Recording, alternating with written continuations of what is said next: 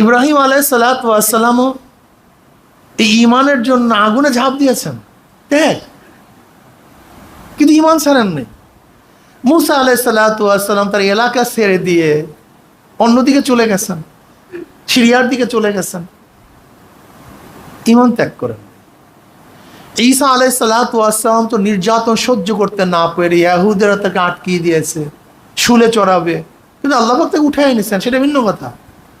লেকিন সেখানেও ত্যাগ। সরদার দো আলম আলাইহিস সালাতু ওয়াস সালাম সম্পর্কে আমরা কম বেশি সবাই জানি, সবাই জানি কি যে ত্যাগ করছেন যা চিন্তাও করা যায় না। আল্লাহু আকবার।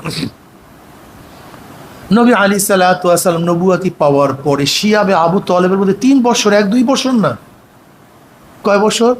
3 বছর শিয়াবে আবু তালেবের মধ্যে অবরুদ্ধ অবস্থায় ছিলেন। কেউ সালাম দিত না, কালাম করতো না, বেচা বিক্রি করতো না, এক গ্লাস পানি পর্যন্ত তাকে দেওয়া হইতো না। গোটা আরব তাকে বয়কট করছে। শুধু তিনিই ছিলেন না, তাদের সাথে সাহাবারা ছিলেন, সাহাবিয়ারা ছিলেন, মহিলাদের সাথে বাচ্চা ছিল, ছোট ছোট বাচ্চা। ক্ষুধা, যন্ত্রণা, খেতে না পেরে মহিলাদের স্তন্য শুকিয়ে গেছে। ইসলামী আন্দোলন বাংলাদেশ চরবাড়িয়া রুনিয়া শাখা কর্তৃক আয়োজিত আজকে তালিম তরবিয়াতের সম্মানিত সভাপতি শ্রদ্ধাভাজন ওলামায়ে কেরাম, সর্বস্তরের জনগণ ভাইয়ের আমার, কোরবানির মাস মানে উৎসর্গের মাস, ত্যাগের মাস, বিলীন করার মাস, বিলিয়ে দেওয়ার মাস। ঘটনা তো আজাদি সাহেব বর্ণনা করেছেন। যদি ইব্রাহিম আলাইহিস সালাতু ওয়াস সালাম মাওলার হুকুম পালন করতে গিয়ে একমাত্র সন্তানকে কোরবানি করতে পারেন, তাহলে আপনি আমি কি কোরবানি করলাম, কি ত্যাগ করলাম?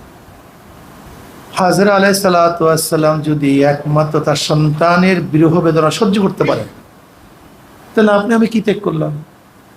খোদ ইসমাইল আলাইহিস সালাতু ওয়াস সালাম যদি বলতে পারেন ইয়া আবাতি ইফআল মা তুকমার, তাহলে আল্লাহ পাকের আদেশ পালন করতে গিয়ে আপনি আমি কি ত্যাগ করলাম?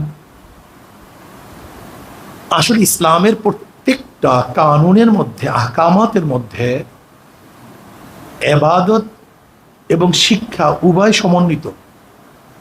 ঈদ আউদুন থেকে, মানে লোট না, যা বারবার আসে, ঈদ যেহেতু বারবার আসে, এর জন্য ঈদকে ঈদ বলি, ঈদ বানি খুশি। দেখেন, অন্যান্য খুশির মধ্যে শুধু গুনাহ থাকে, অন্যান্য জাতির খুশির মধ্যে শুধু কি থাকে? গুনাহ থাকে, কিন্তু মুসলমানদের খুশির মধ্যেও ন্যাক থাকে। আম্মাজান আয়েশা সিদ্দিকা রাদিয়াল্লাহু তাআলা থেকে রওয়ায়াত আসছে, কোরবানির দিন সর্বশ্রেষ্ঠ ন্যাকের কাজ কোরবানি করা, এর চেয়ে উত্তম কোনো সওয়াব নেই। করতেছেন কোরবানি, কিন্তু তার মধ্যে সওয়াব। করতেছি কোরবানি, খাবো আমি, কিন্তু এর প্রত্যেকটা পশম, প্রত্যেকটা শিং, প্রত্যেকটা হাড্ডি কিয়ামতের ময়দানে আমল নামায় মিজান ওজন হবে। দেখেন, খাইতেছি আমি, কিন্তু এর মধ্যে সওয়াব। নবী আলাইহিস সালাতু ওয়াস সালাম ফরমান, তোমরা মোটা তাজা পশু জবাই করো, এটা বাহন হবে, পুলসিরাত পাড়ি দেওয়ার জন্য সহায়ক হবে। কিন্তু লা ইয়ানালাল্লাহু লুহুমুহা ওয়ালা দিমাউহা ওয়ালাকিন ইয়ানালুহু তাকওয়া মিনকুম। আল্লাহর কাছে আমাদের হাড্ডি, আমাদের রক্ত, এই গোশত কিন্তু আল্লাহর কাছে পৌঁছে না, কিন্তু আল্লাহর কাছে কি পৌঁছায়? তাকওয়া। তুমি কেন কোরবানি করতেছ, কিসের জন্য জবাই করতেছ, উদ্দেশ্যটা কি? মুসলমানদের শিক্ষাই হলো ত্যাগ। মুসলমানদের শিক্ষা কি ভাই? আদম আলাইহিস সালাতু ওয়াস সালাম কেমন ত্যাগ করছেন আপনারা জানেন। 350 বছর পর্যন্ত কথিত আছে, 350 বছর পর্যন্ত আল্লাহর কাছে কান্নাকাটি করছেন। নূহ আলাইহিস সালাতু ওয়াস সালাম তার সন্তানকে নৌকায় নেন নাই, খালি দিন না থাকার কারণে, ঈমান না রাখার কারণে। নূহ আলাইহিস সালাতু ওয়াস সালাম এক স্ত্রী তো কাফের ছিল, এই যে কেনানের মা, নূহ আলাইহিস সালাতু ওয়াস সালামের যে ছেলের কথা শুনি না, কেনান, কেনান, এর মাও কিন্তু কাফের ছিল, বেঈমান ছিল, কিন্তু সন্তান, লেকিন ঈমান না আনার কারণে গ্রহণ করেননি। ইব্রাহিম আলাইহিস সালাতু ওয়াস সালামও এই ঈমানের জন্য আগুনে ঝাঁপ দিয়েছেন, দেখ, কিন্তু ঈমান ছাড়েননি। মুসা আলাইহিস সালাতু ওয়াস সালাম তার এলাকা ছেড়ে দিয়ে অন্যদিকে চলে গেছেন, সিরিয়ার দিকে চলে গেছেন, ঈমান ত্যাগ করেন।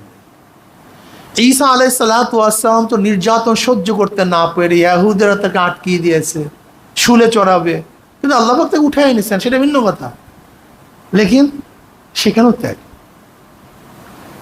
সরদার দো আলম আলাইহিস সালাতু ওয়াস সালাম সম্পর্কে আমরা কম বেশি সবাই জানি, সবাই জানি কি যে ত্যাগ করছেন যা চিন্তাও করা যায় না। আল্লাহু আকবার। নবী আলাইহিস সালাতু ওয়াস সালাম নবুয়তি পাওয়ার পরে শিয়াবে আবু তালেবের মধ্যে 3 বছর, 1-2 বছর না, কয় বছর? 3 বছর শিয়াবে আবু তালেবের মধ্যে অবরুদ্ধ অবস্থায় ছিলেন। কেউ সালাম দিত না, কালাম করতো না, বেচা বিক্রি করতো না, এক গ্লাস পানি পর্যন্ত তাকে দেওয়া হইতো না। গোটা আরব তাকে বয়কট করছে।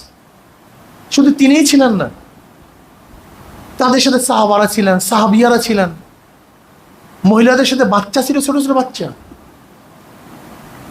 ক্ষুধা, যন্ত্রণা, খেতে না পেরে মহিলাদের স্তন্য শুকিয়ে গেছে। ভাই, যদি মহিলারা না খাওয়া পয়না না করে তাহলে তাদের খানা থাকে, বুকের মধ্যে খানা থাকে? বাচ্চারা যখন খাদ্যর জন্য বাইরের মুখে চুমুক দেয়, খাদ্য নেই, ঠাট্টা মরিয়া চিল্লান দিস, কঙ্কাল হয়ে গেছে বাচ্চাগুলি, কঙ্কাল, হাড্ডি সার হয়ে গেছে। যেরকম এখন সিরিয়ার বাচ্চাদেরকে দেখছেন, সোমালিয়ার বাচ্চাদেরকে দেখছেন, হার্জুকুমিয়ার বাচ্চাদেরকে দেখছেন, এরকম আফ্রিকার অনেক বাচ্চারা আছে না খেতে খেতে শুকায় হাড্ডি সার হয়ে গেছে, শুধু হাড্ডি, গোশত চামড়া বলতে কিছু নেই। দেখেন, মায়ের সামনে যদি বাচ্চাগুলি এই অবস্থা হয়, অবস্থাটা কি হয় বলেন তো আমাকে?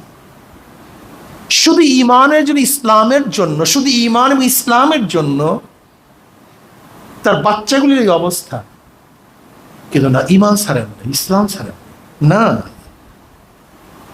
এখানে কোনো আপোষ নেই, ঈমানের সাথে ইসলামের সাথে কোনো আপোষ নেই। আপনি দেখুন, সুমাইয়া রাদিয়াল্লাহু তাআলা আনহাকে যেইভাবে শহীদ করা হয়েছে, চিন্তাও করা যায়। সরদার দো আলম আলাইহিস সালাতু ওয়াস সালাম, বুখারীর মধ্যে রওয়ায়াত আছে, আব্দুল্লাহ ইবনে মাসউদ রাদিয়াল্লাহু তাআলা আনহু থেকে রওয়ায়াত আছে, নামাজরত অবস্থায় উঠে সমস্ত পচা নারী বুড়ি তার মাথার উপর চাপিয়ে দেওয়া হয়েছে, উঠতে পারেন নাই, কিন্তু না, দিনের দাওয়াত ত্যাগ করেন। তাইফের ময়দানের ঘটনা আমরা সবাই জানি, কি কঠিন অবস্থা। আমাকে বলুন তো, কি পরিমাণের শরীর থেকে রক্ত ঝরলে জুতা মোবারক আটকিয়ে যেতে পারে? কি পরিমাণ, কত পরিমাণ? তাও কি কোনো ধারালো চাকুর আঘাত ছিল? পাথরের আঘাত ছিল। ধারালো চাকু দিয়ে আঘাত করা সহজ, কিন্তু পাথর দিয়ে রক্ত বের করা কত কঠিন বলেন তো? পড়ছে, রক্ত ঝরছে, জুতা মোবারক পর্যন্ত আটকিয়ে গিয়েছিল, দাওয়াত ছাড়েন। আপনারা জানেন, হিজরাতের পূর্ব মুহূর্ত অবস্থা সম্পর্কে কম বেশি সবাই জানি। হযরত আলী মুর্তজা রাদিয়াল্লাহু তাআলা আনহুকে জনাব মুহাম্মদ রাসূলুল্লাহ সাল্লাল্লাহু আলাইহি ওয়াসাল্লাম বিছানায় শুয়ে নবী আলাইহিস সালাম বের হয়ে গেলেন। ওই ব্যক্তি যে ইসলামের জন্য প্রথম নিজেকে শহীদ চায়, ইসমাইল আলাইহিস সালাতু ওয়াস সালামের মতো কুরবানি দেওয়ার জন্য যে তৈয়ার হয়ে গেছেন, আমাদের উম্মতের মধ্যে সেই ব্যক্তি আলী মুর্তজা রাদিয়াল্লাহু তাআলা। এই ফজিলত সম্পর্কে আমরা অনেকেই জানি না। যেরকম ইসমাইল আলাইহিস সালাতু ওয়াস সালাম নিজের গর্দানকে সূরের নিচে ঝুঁকিয়ে দিয়েছিলেন যে আমাকে বাস। তো নবী আলাইহিস সালাতু ওয়াস সালাম বিছানার উপরে কাকে শোয়াবেন? নবী আলাইহিস সালাতু ওয়াস সালাম যে চাদর গায়ে দিয়ে ইমামতি করতেন, খুতবা দিতেন, সেই চাদরটা আলী মুর্তজা রাদিয়াল্লাহুর গার উপরে ছড়িয়ে দিয়েছিলেন। কাফেররা বুঝবেই তো মুহাম্মদ সাল্লাল্লাহু আলাইহি ওয়াসাল্লাম। বলেন তো, যাকে হত্যা করার জন্য আসছে তাকে যেই ব্যক্তি সহযোগিতা করে, তার বিছানায় যে ব্যক্তি শুয়ে থাকে, রাগ করে তাকে প্রথম হত্যা করে না মানুষ? এইটা তো স্বাভাবিক। আলী রাদিয়াল্লাহু ওই ব্যক্তি যিনি ইসলামের জন্য, দ্বীনের জন্য, নবীর মহাব্বতে পড়িয়া শরীরে হত্যা হওয়ার জন্য, শহীদ হওয়ার জন্য যেই ব্যক্তি প্রথম ইসলামী জগতে নিজেকে সুফর্দ করছে, সেই ব্যক্তি হলো আলী রাদিয়াল্লাহু তাআলা আনহু। সেই ব্যক্তি আলী রাদিয়াল্লাহু তাআলা আনহু। তিনি জানতেন আমি বাঁচব না, কিন্তু তারপরও তার বিছানায় তিনি শুয়ে পড়ছেন। ইসলাম ছাড়েন। নবী আলাইহিস সালাতু ওয়াস সালাম হিজরত করেছেন এই দ্বীনের জন্য, ইসলাম ছাড়েন। আপনারা জানেন যে প্রথম যে হিজরত হয়েছিল নবুয়াতি চতুর্থ বা পঞ্চম নবুয়াতির বর্ষ, যেখানে 11 জন মুসলমান ছিল, পরবর্তী 40 জন মুসলমান, সেখানে মহিলারাও ছিল, পুরুষরাও ছিল। এত ত্যাগ করছে, ইসলাম ছাড়েনি। হযরত নবী আলাইহিস সালাতু ওয়াস সালাম বদরের ময়দানের ত্যাগ, উহুদের ময়দানের ত্যাগ, খন্দকের সম্পর্কে আমরা কম বেশি সবাই জানি। প্যাডের মধ্যে পাথর ছিল, সাহাবাদের খাদ্য নেই, কিচ্ছু নাই, পানিও নেই, কিন্তু ইসলাম ছাড়েনি। ইসলামের মধ্যে কনফার্মাইজ করেনি। এখানে আপোষ চলবে না। যাই হোক, আমি যা বলতেছিলাম যে আমরা যেই ঘটনাগুলি এইমাত্র বয়ান করলাম, এ সম্পর্কে কম বেশি কারোর মনে আছে বা কেউ শুনছি ভুলে গেছি, জানি না। এরকম মানুষ মুসলমানদের মধ্যে খুবই কম। কিন্তু আমার প্রশ্ন হলো, তারা যদি দিনের জন্য এত কিছু করতে পারে, আপনি আমি কি করলাম? অথচ আল্লাহ পাক কি বলছেন? আমিনু কামা আমানান নাস, ঈমান আনো যেইভাবে লোকেরা ঈমান এনেছে। এখানে নাসের আগে আলিফ লাম আলিম আহাদে খারেজি, মাহুদে খারেজ কারা? সাহাবারা। যেইভাবে সাহাবার ঈমান আনছে, তোমরাও সেইভাবে ঈমান আনো। কিন্তু আমাদের ঈমানের অবস্থা, আমরা কি ত্যাগ করেছি দেখেন। মুসলমান জাতি ভুগি না, মুসলমান জাতি ভুগি না, তার ঈমানের জন্য, ইসলামের জন্য সব কিছু ত্যাগ করছি। অথচ আমরা দুনিয়ার জন্য ঈমান এবং ইসলামকে ত্যাগ করছি।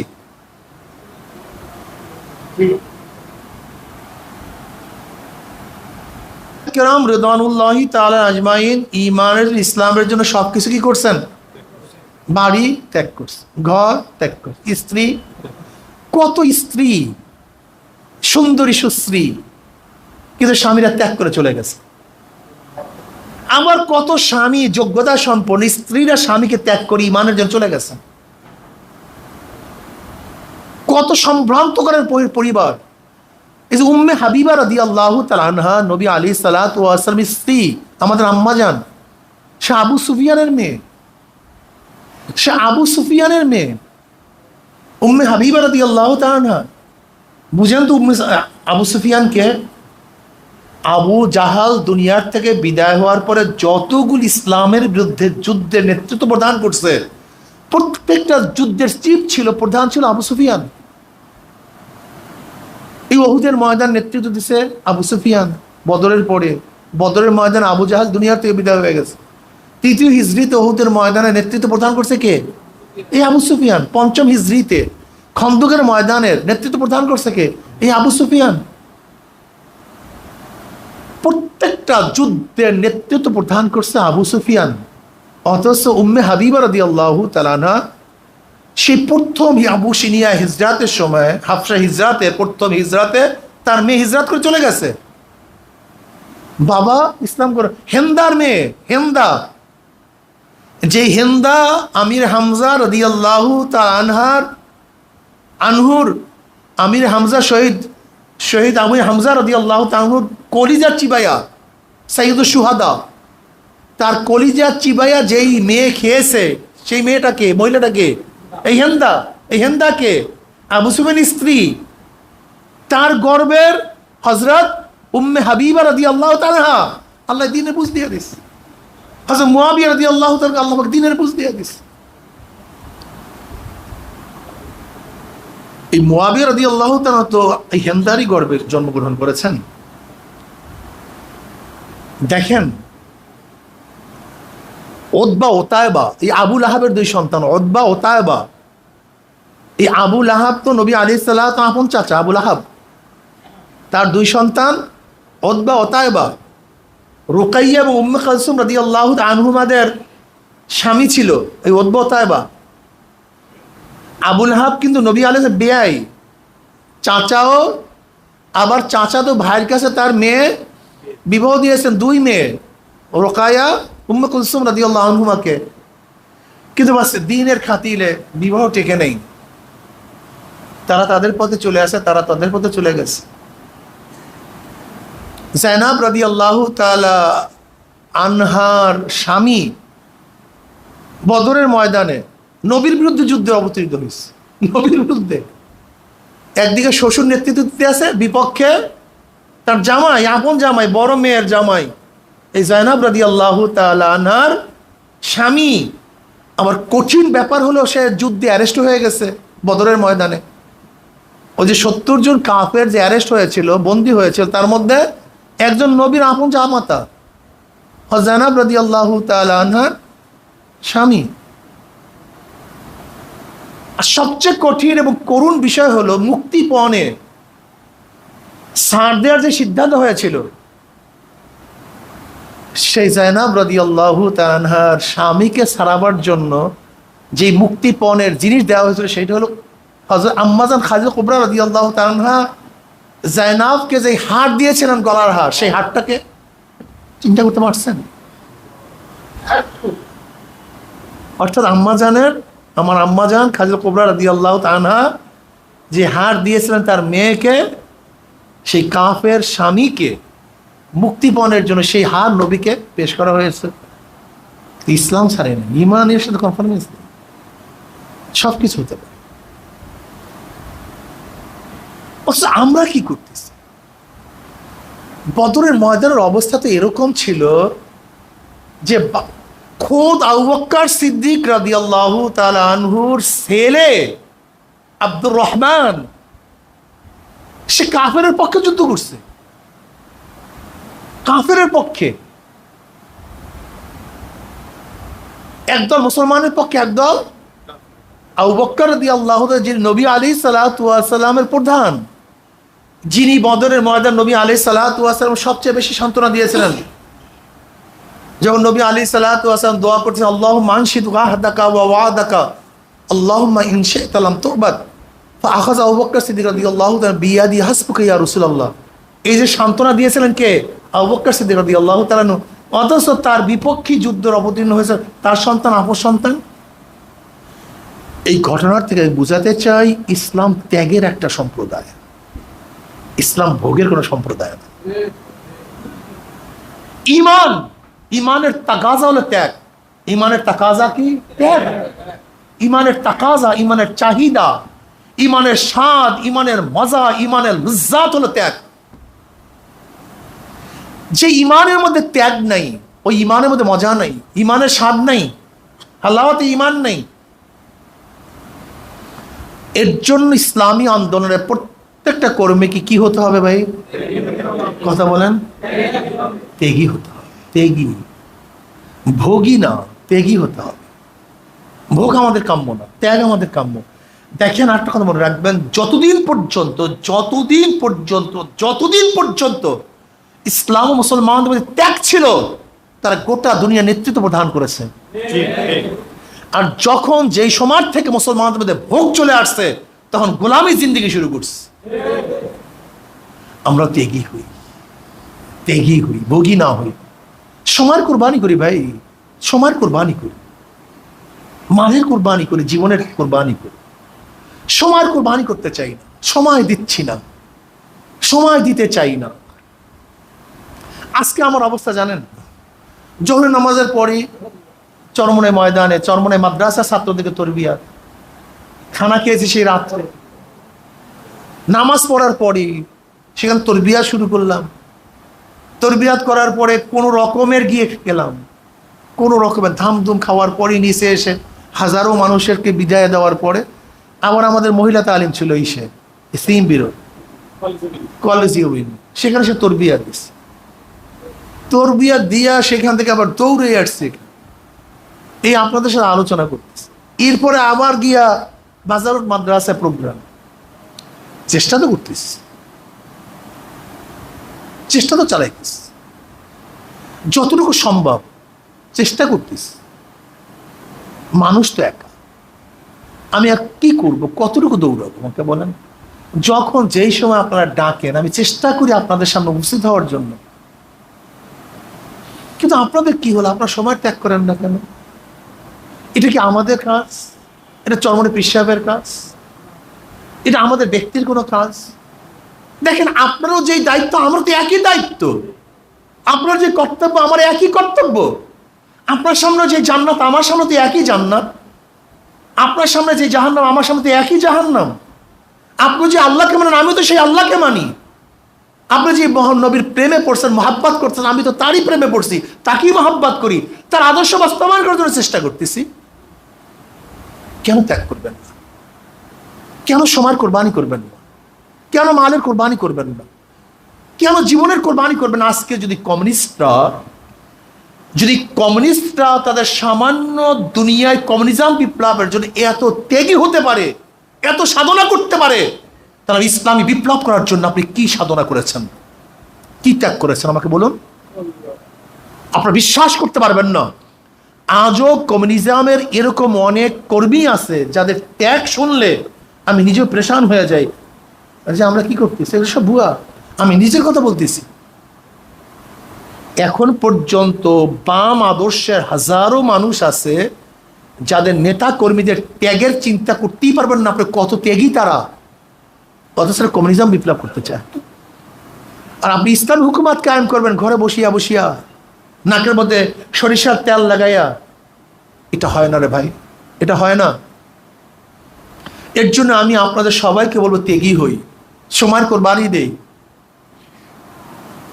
দেখেন আল্লাহ পাক রব্বুল আলামিন কালামে পাকের মধ্যে উদউ ইলা সাবিলি রাব্বিক, উদউ ইলা সাবিলি রাব্বিক, মানুষদের ডাকো আল্লাহর রাস্তার দিকে।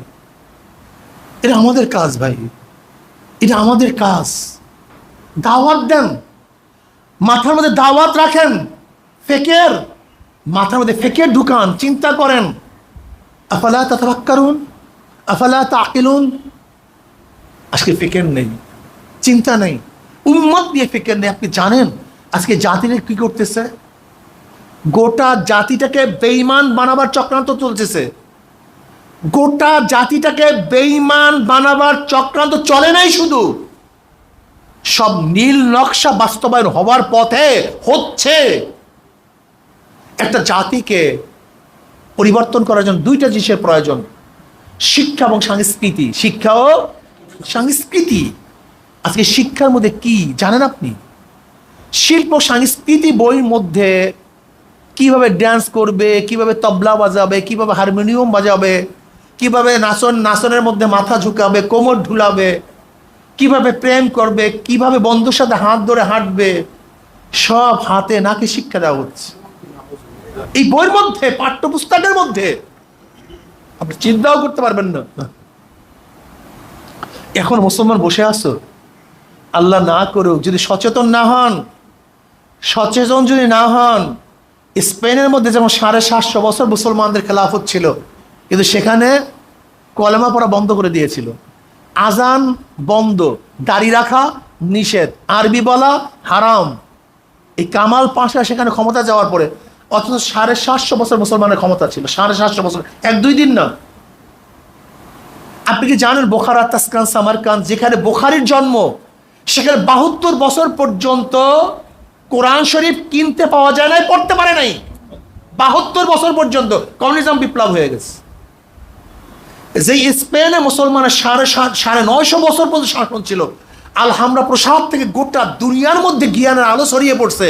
যে স্পেন থেকে, সেই স্পেনে একটা মসজিদে ছিল না, একটা মসজিদও না, একটা মসজিদও না। এখন 2-1টা হচ্ছে, 80-র দশক থেকে শুরু হয়েছে। এর কারণটা কি? আজকে বাংলাদেশে আমাদের এই বরিশালে গিয়া দেখেন, হাজারো মুসলমানের সন্তান কলেমা জানে না, হাজার মুসলমানের সন্তান সূরা ফাতিহা জানে না, হাজার মুসলমানের সন্তান উযু জানে না, হাজার মুসলমানদের সন্তান ইসলাম সম্পর্কে কিছু জানে না। আপনি বুঝেন? এই সুফিয়া কামালের বাড়ি কোথায়? কথা বলেন না কেন? সুফিয়া কামালের বাড়ি শায়েস্তাবাদ, লেকিন ইসলামের কোনো ধার ধরে না। ইসলামের এমন বাঁশ দিয়ে গেছে সুফিয়া কামাল, যা কিয়ামতের আগ পর্যন্ত আর এই বাঁশ ছুটানো খুবই কঠিন। আমি কথাটা বুঝাতে পারছি। এই জারোজালির বাড়ি কোথায়? এ আমাদের চরবাড়িয়ায়। কিন্তু সত্যের সন্ধানে যে বই লিখছে, যদিও লেখে না এসে, কিন্তু তার নামে যে বই চলতেছে, আজকে নাস্তিকরা তাকে পূজা দিচ্ছে। এটা নিয়ম। মুসলমান বন্ধুদেরকে বলবো যে শাহজালাল ইয়ামানি রহমতুল্লাহ বাড়ি কোথায়? ইয়ামানে। ইয়ামান কোথায়? আরে সুবহানাল্লাহ, সেই ওমান সৌদির কিনারায়, অনেক দূরে। ইয়ামানের হলো ইয়ামান ওমানের পাশে। সেখান থেকে শাহজালাল ইয়ামান রহমত এদেশে কেন আসছিল? কথা বলেন, হ্যাঁ কথা বলেন। তুই বাড়ির থেকে আর একবারে দিন প্রচারের জন্য যেতে পারবে না? শাহজালাল ইয়ামান রহমাতুল্লাহ ইয়ামান থেকে ওই সময় প্লেন নাই, ট্রেন নাই, বাস নাই, স্টিমার নাই, মাঝখানে বিশাল এক পত্তলিকদের দেশ। গোটা দেশটা ছিল পত্তলিকদের। বুরহানুদ্দিন রহমাতুল্লাহ আলাইকে রাজা গৌর গোবিন্দ তার সামনে, তার গৌর গোবিন্দ রাজা বুরহানুদ্দিন রহমাতুল্লাহ আলাইকে রাজা গৌর গোবিন্দ সেই তার সামনে তার ছেলেকে হত্যা করছে। রাজা গৌর গোবিন্দ তার হাতকে কেটে দিয়েছে। কেন আসছে? একমাত্র দিন কি বিজয় করার জন্য। শাহ পরান রহমতুল্লাহ আলাই, খান জাহান রহমতুল্লাহ, কোথায় বাড়ি?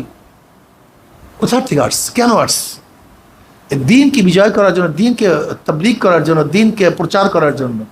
অথচ তোমার আমার বাড়ির পাশে আমি যাইতে পারি না, মেহনত নেই, চেষ্টা নেই, সাধনা নেই। কি জবাব দিবেন আল্লাহর কাছে আমাকে বলুন তো? কি জবাব দিবেন আমাকে বলুন তো? আজকে তোমার আমার সামনে সব দিন মিসমার হয়ে যাইতেছে। আজকে মহিলারা সামান্য টাকায় সব বিক্রি হয়ে যাইতেছে। 1000 2000 টাকা সমস্ত মেয়েগুলি, মুসলমানের মেয়েগুলি বিক্রি হয়ে যাচ্ছে, দিন থেকে দূরে চলে যাইতেছে। কি করতেছে বলো তো? আসো, আমরা এখানে যারা আছে আজকের থেকে শপথ নেই, বেঈমানরা যখন দিনকে মিটাবার জন্য চেষ্টা করে, আমরা দিনকে বিজয় করার জন্য আমার সর্বোচ্চ চেষ্টা করবো ইনশাআল্লাহ। সর্বোচ্চ চেষ্টা করবো, সর্বোচ্চ। আমার জান, আমার মাল, আমার সময় সব কিছু বিলীন করে দিনকে বিজয় করবো। আজকে সামান্য একটা অসুখ, এর জন্য যেতে পারি না ভাই, পেট ব্যথা করে, সামান্য মাথা ব্যথা। কেন এরকম হবে? কেন না? আজকের থেকে নিয়াত করো। আমরা যেই কয়জন এখানে আসছি, আপনাদের ধারণা কি, আমি বিশ্বাস করি এই কয়জন লোক যদি চরবাড়িয়ার আজকে থেকে দায়ী হয়ে যায়, আজকে আমরা এখানে যারা ফিলহাল উপস্থিত আছি, এই কয়জন লোক যদি দায়ী হয়ে যায় যে আমরা চরবাড়িয়ার প্রত্যেকটা মানুষকে দিনের দাওয়াত দেব, দিনদার বানাবো, নেককার বানাবো, আল্লাহওয়ালা বানাবো, এই কয়জন লোক যদি আজকের থেকে শপথ গ্রহণ করি, আমি তো বিশ্বাস করি 80% লোক চরবাড়িয়া দিনদার হয়ে যাবে ইনশাআল্লাহ, নেককার হয়ে যাবে, কোনো সন্দেহ নেই।